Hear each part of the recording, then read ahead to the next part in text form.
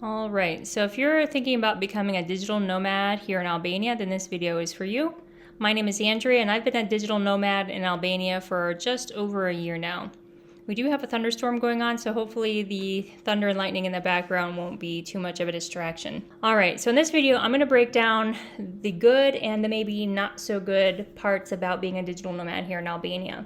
Albania, of course, has stunning scenery and incredible cost of living. The co-working spaces are popping up quite fast here, and the digital nomad community is growing. But of course, it's not all perfect. There are some challenges that I want you to know about too. And so in this video, I'm going to go over 6 cons and 6 pros of being a digital nomad here in Albania. So first off, applying for a visa. So applying for the digital nomad visa, which is one of the unique visas, can be done online. However, this process is unbelievably cumbersome. You can run into a wide variety of issues, including the website timing out on you after spending a half hour filling out all the information, to problems uploading your documents when you find out that these file sizes and the file types don't seem to match the types of files that you need to upload, and you'll have to do some conversions. And then once you get all that submitted, they can all be rejected and you won't even know why. So I went through all of this myself, and I can say that the pro is, there's 2 big pros here. Americans get 1 year visa free here in Albania, but if you do want to stay longer, or maybe you're not from America and you don't have 1 year visa free, then I strongly recommend getting an immigration lawyer. The immigration lawyers here are very affordable and very helpful, and they all have connections in the immigration offices. And for that reason, they're able to help you explain the paperwork process, get your papers to go through, and then if there's any issues, they can explain to you what it actually is instead of it just being rejected and you just being left wondering why. I was quoted anywhere from 150 euros to 1,500 euros for a lawyer. I went with the 150 euro lawyer, and she was extremely helpful and was able to help me resolve a lot of the issues that I had with my paperwork. Most of the lawyers in Tirana quoted me 200 euros for the entire process. That's from preparing the paperwork, any consultation needed, and then all the way to the point of you actually getting your permit. All right, con number 2, internet reliability outside of the cities. The internet tends to be very reliable in Tirana and some of the other cities. Most of the cities have fiber, and I haven't really run into many issues. However, internet outside of the cities in the more rural areas and some of the coastal areas is less reliable and may drop more often, or the speeds just might not be very high. There are a lot of hotels and apartments, Airbnbs, guest houses that might say they have Wi-Fi, but it might be really slow speeds that are not adequate for the type of work you do. But the pro is, many of these places are realizing that they're advertising to digital nomads and that this is really important to them, and they're starting to include their internet speeds in their advertisements. So I've been able to find plenty of Airbnbs and hotels that actually list their internet speeds in their advertisement, and if they don't, then I don't consider it as an option, unless I plan on just not working while I'm there. All right, the third con that I want to talk about is that the healthcare systems outside of Tirana may be difficult to navigate as a digital nomad or even as an expat, as a traveler. I'm not saying that the healthcare outside of Tirana is not good. I'm just saying it can be much more difficult to navigate because most of the healthcare companies are not going to have websites. They may have an Instagram page, and it will likely be in Ship, but a lot of them won't even have that. They're just not advertising towards travelers and expats. So finding these facilities and navigating them will be difficult. You might find that when you do find them that a lot of the staff don't speak English, and it just might be more of a challenge. The pro is that high quality, affordable healthcare is available in Tirana, and this is a small country. I live 2.5 hours away from Tirana, but I make it there periodically for healthcare appointments, and it's well worth it. In Tirana, I'm able to find a lot of practices that have very user-friendly websites with English translation, and some of them even default to English. And then they have a staff of people who speak English very well.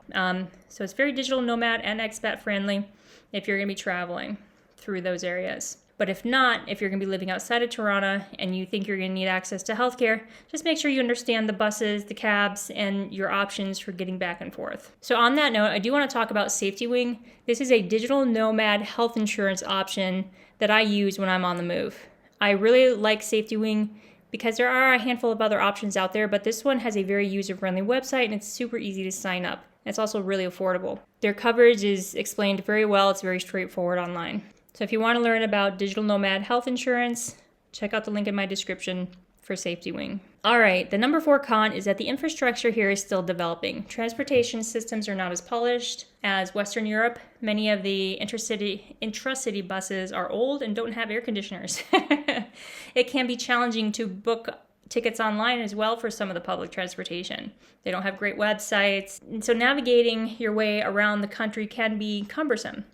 And that can be super frustrating if you still have a job like I do.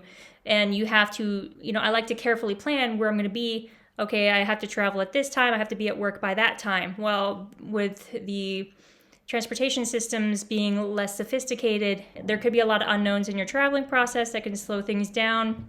It's not uncommon for buses to break down and for different delays to happen. Your bus might be making random stops that you don't quite understand. It's a little less reliable. However, the pro is the cabs in this country are very affordable compared to other countries.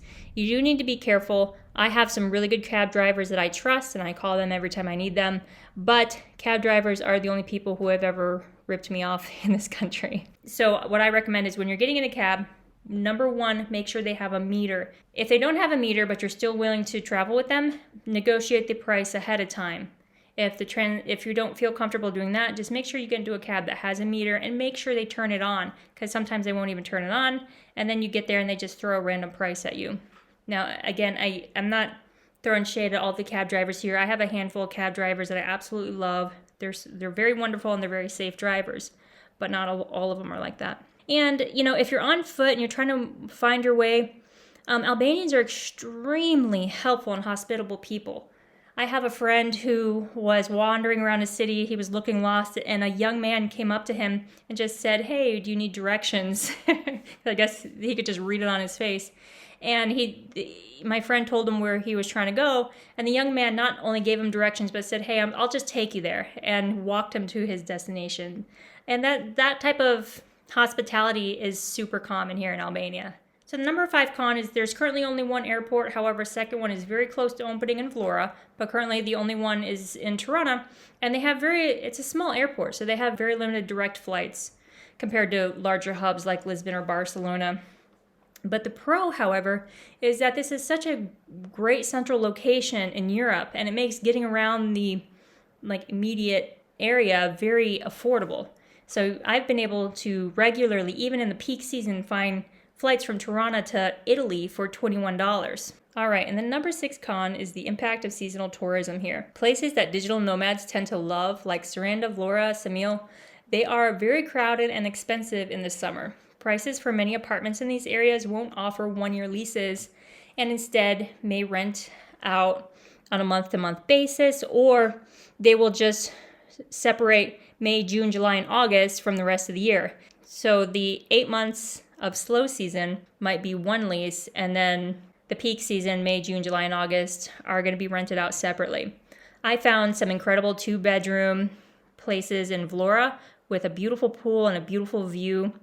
I found actually a couple of them for about $500 a month in the off season. They were incredible. However, the same places during the tourist season were $2,500 or more. So the pros are that the winters in those areas are very quiet and very affordable. And of course, there are plenty of other cities in the country that are not quite as pricey. All right, so if you found this helpful, please like, subscribe, and comment. And if you have questions about becoming a digital nomad here in Albania, please share them in the comments. And also tell me why you're considering becoming a digital nomad here in Albania. All right, I will see you all in the next video.